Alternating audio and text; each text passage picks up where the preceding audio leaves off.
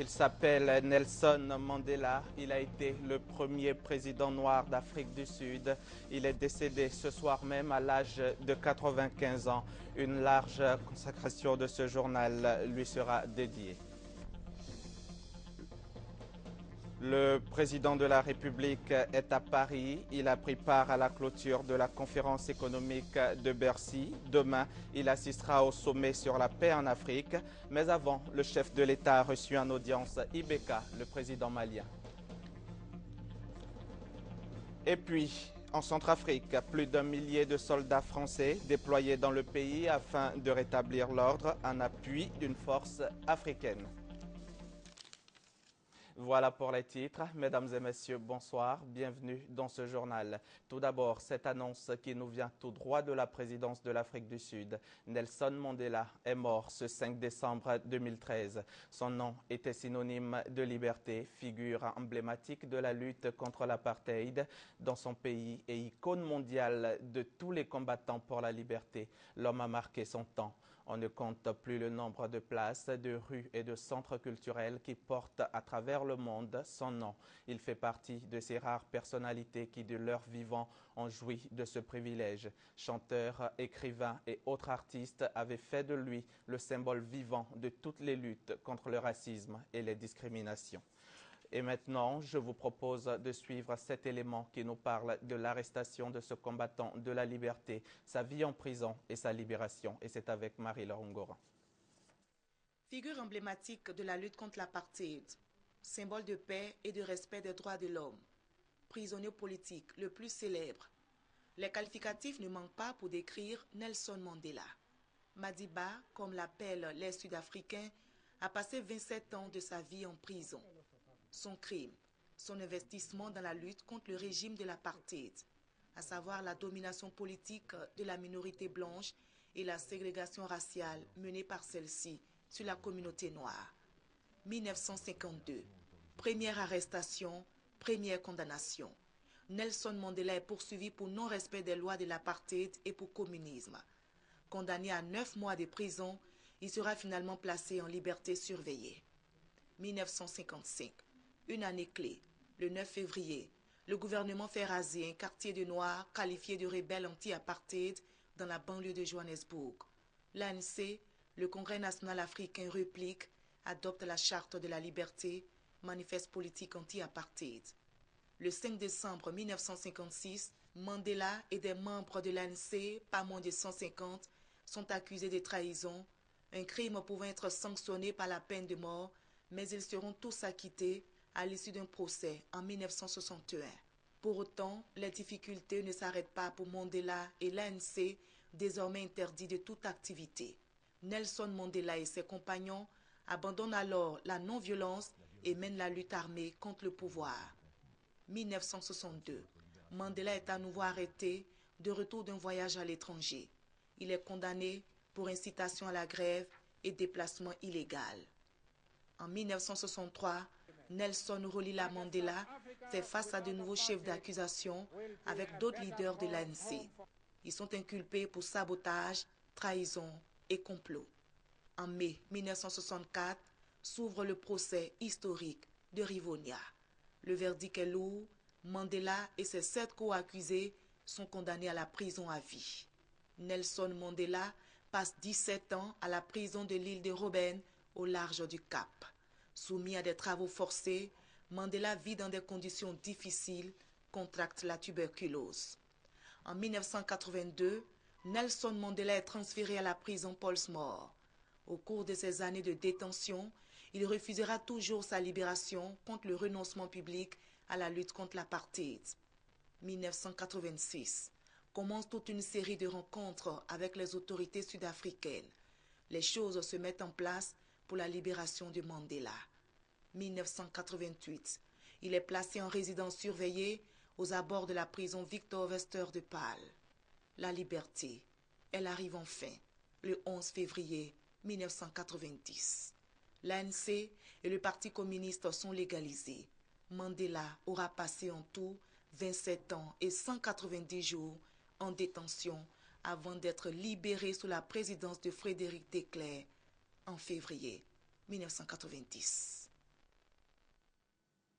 Nelson Rolihlahla Mandela, ce combattant de la liberté, incarcéré donc pendant 27 années et devenu président de la République, a fait la paix avec ses anciens ennemis. Il était considéré comme le symbole même de la réconciliation. Francis Boifo. Premier acte fort de Nelson Mandela en 1991, au lendemain de sa libération, la négociation avec le gouvernement de Klerk. Il est inspiré par cette idée et je cite: « Pour faire la paix avec un ennemi, il faut travailler avec cet ennemi et cet ennemi devient votre associé. » Fin de citation. Chemin faisant, Nelson Mandela reçoit en octobre 1993 le prix Nobel de la paix en même temps que Frédéric de Klerk. Ainsi souffle en Afrique du Sud un vent de décrispation. La fin de l'année 93 voit la mise en place d'un conseil exécutif de transition qui associe les Noirs à l'exécutif. Plusieurs mois après, les électeurs sont appelés à faire un choix entre le bâtisseur noir, Nelson Mandela, et le démolisseur blanc de l'apartheid, Frédéric de Klerk. Surprise, Nelson Mandela est élu président de la République d'Afrique du Sud. Nous sommes en 1994. Le héros de la lutte contre l'apartheid marque encore le monde lors de son discours d'investiture à travers cette phrase, et je cite: « D'un désastre humain qui n'a duré que trop longtemps, doit naître une société dont l'humanité tout entière sera fière. » Fin de citation. Sur cette base, il forme un premier gouvernement aussi inclusif que possible. En 1995 est créée la Commission Vérité et Réconciliation CVR que présidera Monseigneur Desmond Tutu pendant 7 ans.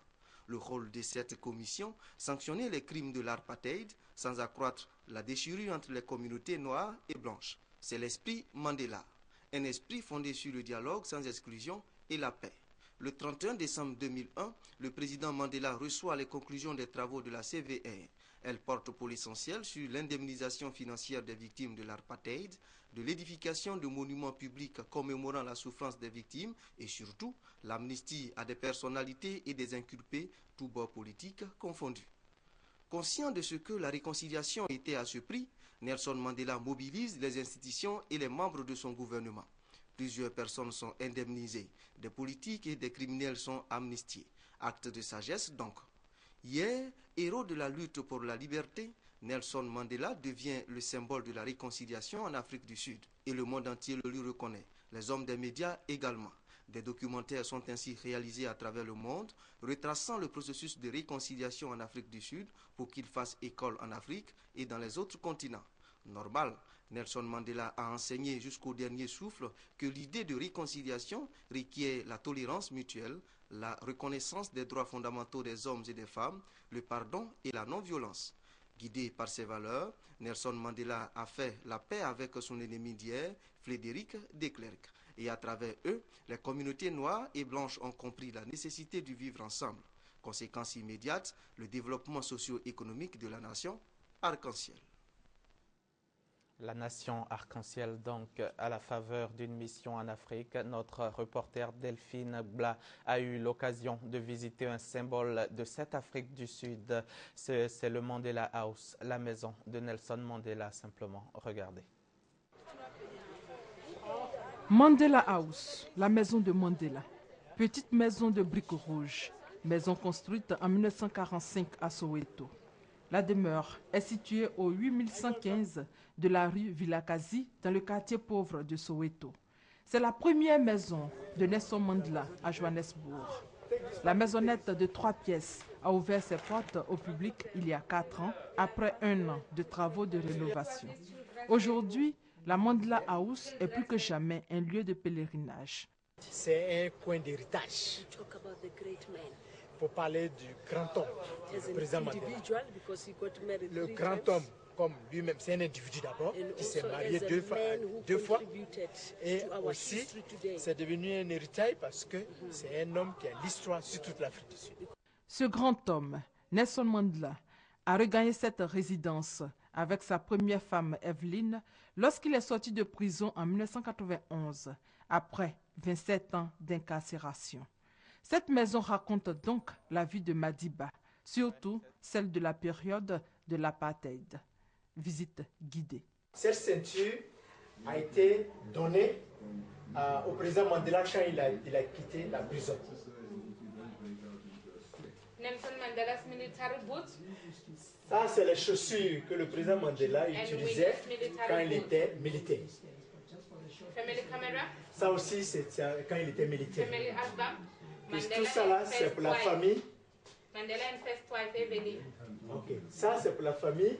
Et ici, par exemple, on voit le président Mandela et sa première femme. Elle s'appelle Evelyn. Mandela in Algeria, 1961. En 1961, il était en Algérie. Ça, c'est le chapeau du président Mandela. La table et les chaises sont des objets. La chaise est originale, les tables aussi sont originales. Ça, c'est la photo qui a été prise quand il est sorti de la prison. Ça, c'est pris en 2009. 2009, il a pris ça avec ses enfants. Ses enfants-là. Et ceux-là qui sont inscrits. Mandela, Winnie, 2 daughters and grandchildren. But this one died in 2010 during the World Cup in a car crash. Ça, c'est le président Mandela et sa femme, Winnie Mandela, ses 2 enfants et ses grands-enfants. Celle, elle est décédée. Ça, c'est la maman du président Mandela. But Mandela was not allowed. Ici, c'est la cuisine. Le président Mandela et sa femme. Ça, c'est l'enfant du président Mandela qui est décédé en 2005. Ici, c'est la chambre principale du président Mandela lui-même. C'est ici qu'il dormait. C'est ici qu'il dormait, le président Mandela lui-même. Donc, comme Mandela était de la famille royale, donc ça, c'est le lit des rois. La maison du héros national, transformée en musée. Le leader de la lutte anti-apartheid a passé 11 jours dans cette maison avant de déménager. Sa deuxième épouse, Winnie Madi Kizela, a alors transformé en 1977 la demeure en musée en regroupant photos de famille, souvenirs, diplômes honorifiques et présents du monde entier. Demain, vendredi, les rédactions de RTI 1 et RTI 2 reviendront plus amplement sur le parcours de cet homme d'exception. Une vidéoprojection sur Félix Houphouët-Boigny, un autre monument, un symbole de la paix. Une causerie débat autour de cet autre homme d'exception dont l'anniversaire de la mort sera célébré ce samedi 7 décembre. Comment préserver son héritage? Un moment d'échange et surtout de questionnement avec Laurent Donafologo comme invité. 7 décembre 1993, le premier président de la République de Côte d'Ivoire, Félix Houphouët-Boigny, décède. 2 mois plus tard, ses obsèques sont organisées à Yamoussoukro, la capitale politique. Un hommage à la dimension du disparu. Mais aujourd'hui, 20 ans après, son idéal d'une nation paisible, longtemps professé de son vivant, de l'ensemble de nombre d'observateurs, a disparu. Le Conseil des communicateurs du RHDP creuse le débat. Une vidéoprojection et une personne ressource tout désignée. Un compagnon fidèle de Houphouët-Boigny, Laurent Donafologo. J'estime que la paix perdue est un échec des héritiers, de nous tous. Je ne me dédouane pas, je ne m'exonore pas. On a connu cette situation dramatique. Peut-être qu'on n'a pas été préparé à y faire face, mais c'est fait, c'est fait. Maintenant, la question, c'est comment avancer. Les héritiers ont failli, mais à l'heure de la relance économique, après des années de crise, il y a lieu d'espérer. La condition, l'implication de tous les acteurs sociaux et politiques dans la pérennisation des idéaux de paix chers à Houphouët-Boigny. On a un programme sur 2014, la mise en boîte de toutes les grandes images du Houphouët-Boigny, sensibiliser sur l'esprit du Houphouët-Boigny, sur ses valeurs, le pardon, le dialogue. Nous pensons que le président l'a dit, il faut des gens pour répéter ça tous les jours. L'œuvre d'Houphouët-Boigny mérite d'être préservée. La cause est partagée. Un grand colloque sur sa pensée et sa philosophie est même en préparation du côté de la fondation qui porte son nom dans sa ville natale, à Yamoussoukro. Un reportage de Franck Quadio. À Paris, depuis 2 jours déjà, où il a pris part à la conférence économique de Bercy et à la veille du sommet sur la paix et la sécurité en Afrique, le président de la République, Alassane Ouattara, a accordé une audience au président malien, Ibrahim Boubacar Keïta. Reportage avec notre envoyé spécial, Abiba Dambélé. Pendant près d'1 heure, les 2 hommes d'État ont fait un tour d'horizon des questions sécuritaires dans la sous-région. Cette rencontre entre le président Alassane Ouattara, président en exercice de la CEDEAO, et le président malien Ibrahim Boubacar Keïta intervient à la veille du sommet de l'Élysée sur la paix et la sécurité. Je suis toujours ravi de rencontrer mon aîné, de parler de l'Afrique, de nos pays dont nous avons souci, de sujets qui nous ont amenés à Paris Et surtout, je repars toujours requinqué à bloc. Voilà ce que je peux vous dire. Quoi dire d'autre? Mais encore le sommet de l'Élysée. Il s'annonce bien. Il s'annonce bien, nous serons là. Comme Moïse Mondélé et d'autres chefs d'État éminents. Mais je sais que notre région Afrique de l'Ouest sera très brillamment défendue. Inch'Allah. Et j'en profite pour dire au peuple de Côte d'Ivoire toute ma sympathie. Et je lui souhaite le meilleur. Et je sais que tout ce qui est engrangé, tout ce qui est dans les pipelines aujourd'hui aboutira pour son bonheur. Et je m'en réjouis à l'avance. Le sommet de l'Élysée sur la paix et la sécurité s'ouvre ce vendredi 6 décembre et verra la participation d'une quarantaine de chefs d'État africains. Le président de la République, Alassane Ouattara, je vous le disais à l'instant, a pris part à la cérémonie de clôture du Forum économique de Bercy pour un nouveau modèle de partenariat économique entre l'Afrique et la France.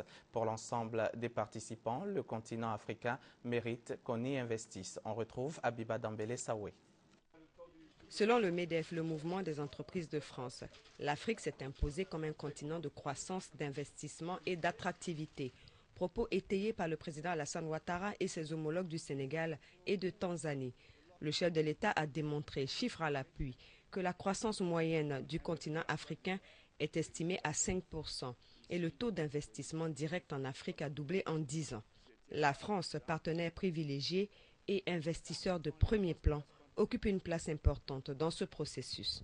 La France demeure un partenaire privilégié de notre continent. La Côte d'Ivoire salue la volonté de la France de renforcer sa contribution au décollage de l'Afrique et de l'Afrique francophone en particulier. La France est une amie de la Côte d'Ivoire et nos deux pays continueront ensemble à œuvrer à l'approfondissement de leurs relations économiques empreintes de respect mutuel pour le bien-être, bien évidemment, et les intérêts de nos deux peuples, de ceux de la sous-région. Je voudrais affirmer que l'Afrique a tant besoin de la France que la France a besoin de l'Afrique pour construire un monde plus juste, plus équitable et plus fraternel. Le président français, François Hollande, propose un changement d'approche vis-à-vis de l'Afrique. Il promet mettre à la disposition des pays africains 20 milliards d'euros pour les projets de développement dans les 5 prochaines années et doubler les échanges commerciaux avec le continent. Nous regardons l'Afrique comme si elle était le continent souffrant. Et nous ne voyons pas encore que l'Afrique est le continent de demain, le continent d'avenir. Et qu'il y a là une opportunité d'abord pour les Africains de s'en saisir, pour marquer encore davantage leur affirmation, leur volonté, leur capacité, mais une opportunité aussi pour les grands pays industrialisés de venir investir en Afrique. Le président français a annoncé que depuis 18 mois, les formalités de visa sont simplifiées pour les entrepreneurs, les étudiants et les artistes. Il a promis la création d'une fondation franco-africaine pour la croissance en 2014. Celle-ci mettra un accent particulier sur la formation professionnelle et le partenariat. La conférence de Bercy s'est donc terminée. Je vous propose d'écouter quelques réactions. Pendant très longtemps, l'Afrique a été mal comprise. Et on a eu beaucoup d'afro-pessimisme dans le devenir de l'Afrique. Mais aujourd'hui, je suis très heureux que les autorités françaises aient pris cette initiative. Cela démontre une fois encore que notre partenariat avec la France est un partenariat solide, basé sur des valeurs, et que la France demeure et demeurera le partenaire privilégié de cette Afrique dont je parle, surtout de notre union, qui est l'Union économique et monétaire. Le président Hollande a annoncé donc une contribution importante pour les projets en Afrique via l'AFD. Il a de 20 milliards d'euros pour les 5 prochaines années, mais je voulais surtout insister sur le fait qu'il ait évoqué la place donc, de la formation professionnelle. Je voudrais dire que nous avons des ressources en Afrique. Il s'agit évidemment des ressources humaines. On a une démographie importante, on a une population jeune. Nous avons des ressources naturelles. ce qu'il faudra faire, c'est d'agir pour que la qualité des hommes dont on a besoin pour procéder au changement en Afrique, que cette qualité-là soit garantie à travers donc la formation professionnelle. Ce qui est satisfaisant, c'est que les analyses, que ce soit du côté des Français que du côté des pays africains, convergent.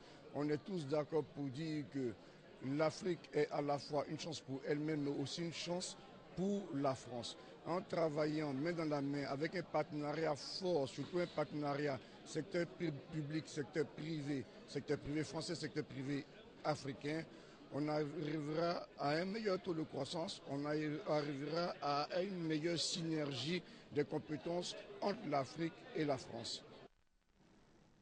Une passation de commandement ce jeudi au palais présidentiel. Le général Gueux Michel, l'ancien chef d'état-major particulier du président de la République, s'en va. Il passe le relais à son successeur, le général Vagondo Diomandé. Le compte-rendu de Viviane Haïm. Sous la supervision du secrétaire général de la présidence de la République, le ministre d'État Amadou Bon Coulibaly, l'ancien chef d'état-major particulier du président de la République, le général de corps d'armée Michel Gueux, qui passe le commandement à son successeur, le général de brigade Vagondo Diomandé, nommé il y a un mois par le président de la République Alassane Ouattara, en remplacement du général Gueux Michel appelé à faire valoir ses droits à la retraite. Je pars ni sur un limogeage, ni sur une brouille, a tenu à souligner le général Michel Gueux, exprimant sa profonde gratitude au président de la République pour la confiance qu'il lui a manifestée durant les 2 années passées à ses côtés. J'étais tenté de m'écrier comme quelqu'un quelque part. Monsieur le président de la République, vous m'avez tout donné. Même si le président Alassane Ouattara n'a pas tout donné, il m'a beaucoup donné. C'est pourquoi, du fond du cœur, je lui réitère ma très profonde gratitude tout en lui souhaitant beaucoup de bonheur et beaucoup de grâce sous la protection de Allah, le très miséricordieux.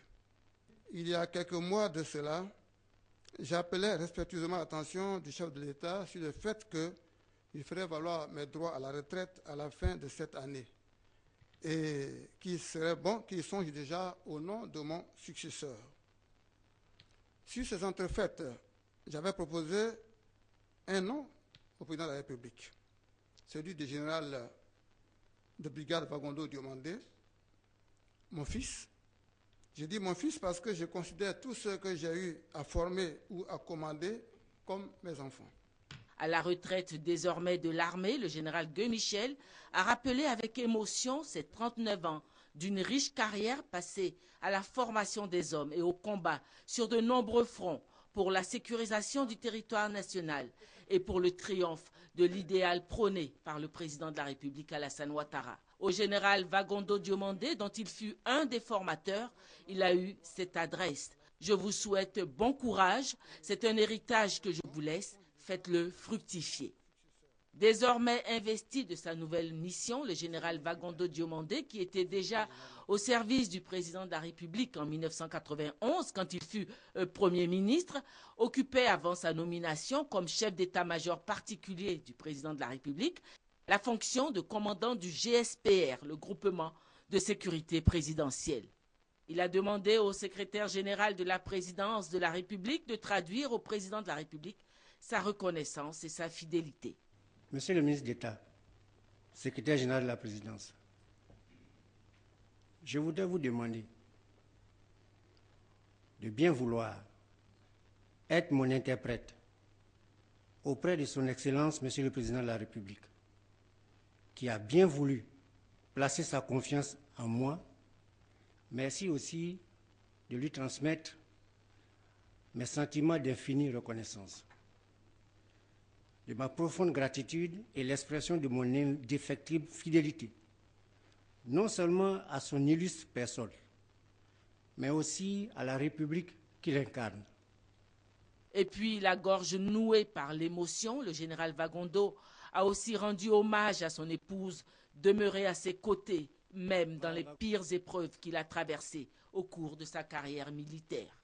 Le secrétaire général de la présidence de la République, le ministre d'État Amadou Bon Coulibaly, a adressé au nom du président de la République ses félicitations au nouveau promu. Le chef de l'État a indiqué le parcours remarquable et la loyauté du général Bagondo. Toutes choses qui lui ont valu d'être nommé chef d'état-major particulier du chef de l'État. Nous voudrions donc au général Bagondo, au nom du président de la République, lui réitérer toutes nos félicitations et tous nos vœux de succès. Une photo de famille a clôturé cette passation de charge. Désormais à la retraite de l'armée, le général Michel Gueux a été nommé par le président de la République, le président du conseil d'administration de Côte d'Ivoire Télécom.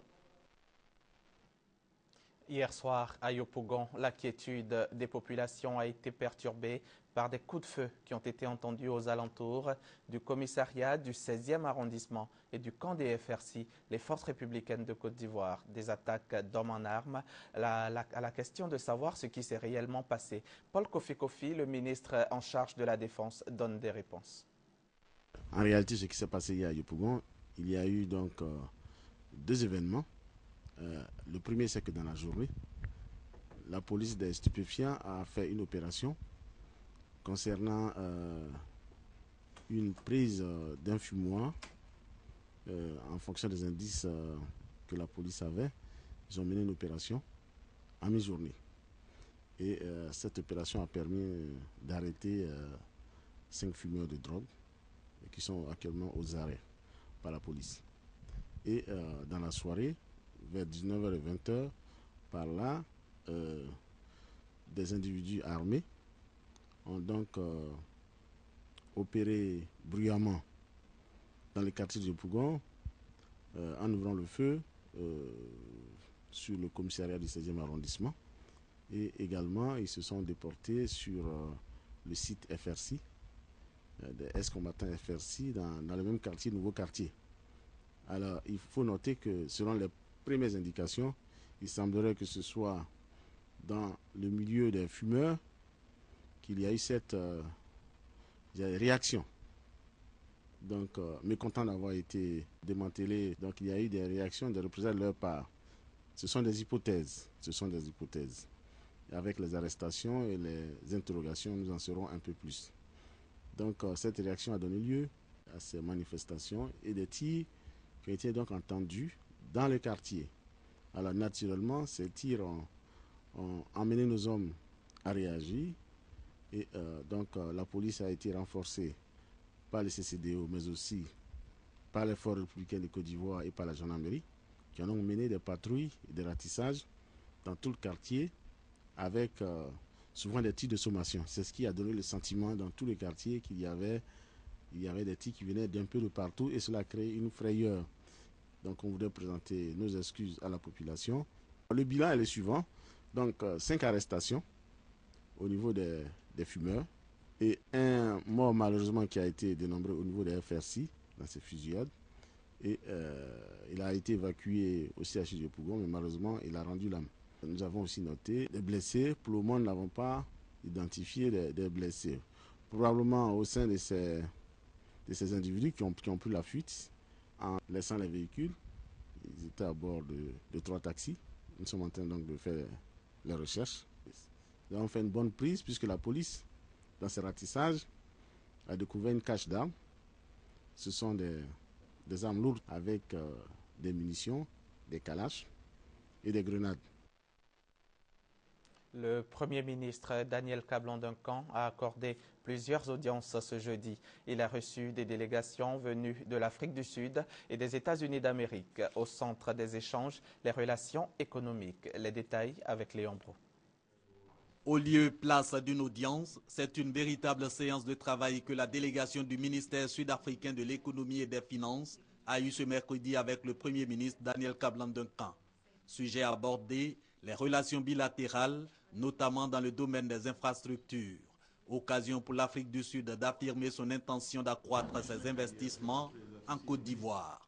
And secondly, we gave him a sense of Il y a la restauration de la Belle Guinée, l'amélioration du transport et aussi des infrastructures routières à Abidjan. Et il y a aussi ces projets inter-États, toute une panoplie de projets qui nous ont été présentés qui ont attirer notre attention, dans lesquels nous pensons que nous pourrons aller un peu plus loin avec la Côte d'Ivoire. Le développement économique également au centre de l'audience accordée par le Premier ministre au sénateur de New York, accompagné pour l'occasion de l'honorable Bobby Assa, présidente de la Commission des Relations extérieures de l'Assemblée nationale. Les échanges ont prioritairement porté sur le Millennium Challenge Corporation, le programme d'aide américaine dont la Côte d'Ivoire est en passe de bénéficier.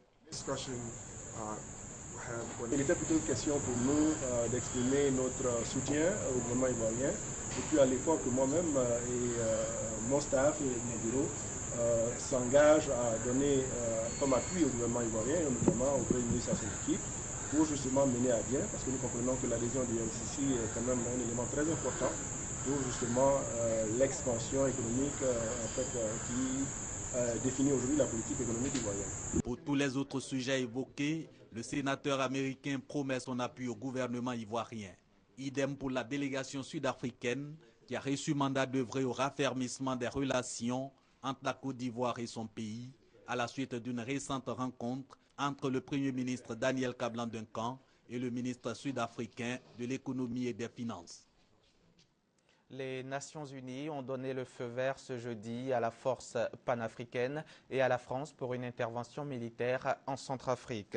En Centrafrique, où la crise perdure, je vous propose de suivre cette première attaque d'envergure contre le pouvoir. Panique à Bangui. Depuis 4 heures du matin, la capitale centrafricaine est le théâtre de violents combats à l'arme lourde. Toute la matinée, les tirs ont résonné dans la ville, plongeant la population dans l'effroi. Certains cherchent un abri, d'autres sont réfugiés chez eux. L'inquiétude est partout. On s'interroge. Qu'est-ce qui se passe? On ne sait pas si les Baraka sont déjà entrés, donc on se dit des choses juste pour notre sécurité. Selon le chef de l'État qui est intervenu à la radio nationale, la situation est sous contrôle. Mais l'attaque a surpris par son ampleur et le nombre d'assaillants dépassant le cadre des anti-Balaka, ces comités d'autodéfense. En réalité, derrière ces petits groupes de paysans qui réagissent les mains vides, il y a une organisation, il y a une planification. Est-ce que vous estimez que ce sont des soutiens de l'ancien président Bozizé qui sont à la manœuvre? Exactement. Ce sont des anciens militaires. Les armes lourdes ne sont pas quand même l'apanage des populations civiles. Les Séléka ont repris le contrôle de la ville, sillonnant les rues à bord de pick-up surchargés. Le bilan de la journée est difficile à évaluer. Pour le seul hôpital communautaire, on dénombre 10 morts et 65 blessés, victimes de tirs ou d'armes blanches. 250 militaires français se sont déployés sur les axes stratégiques avec pour mission de protéger les ressortissants français. Ces violences meurtrières interviennent alors qu'une résolution de l'ONU est attendue, autorisant le déploiement de renforts français et le renforcement du mandat de la mission internationale de soutien à la Centrafrique, la MISCA. C'est la fin de ce journal, mais avant de nous quitter, je vous rappelle cette information qui a déjà fait le tour de la planète comme une traînée de poudre. Celui dont on se souviendra comme l'un des plus grands de ce monde, l'un des plus grands défenseurs des libertés. Nelson Mandela a tiré sa révérence ce soir même sur le coup de 22h45. Portez-vous bien et bonne soirée sur RTI1.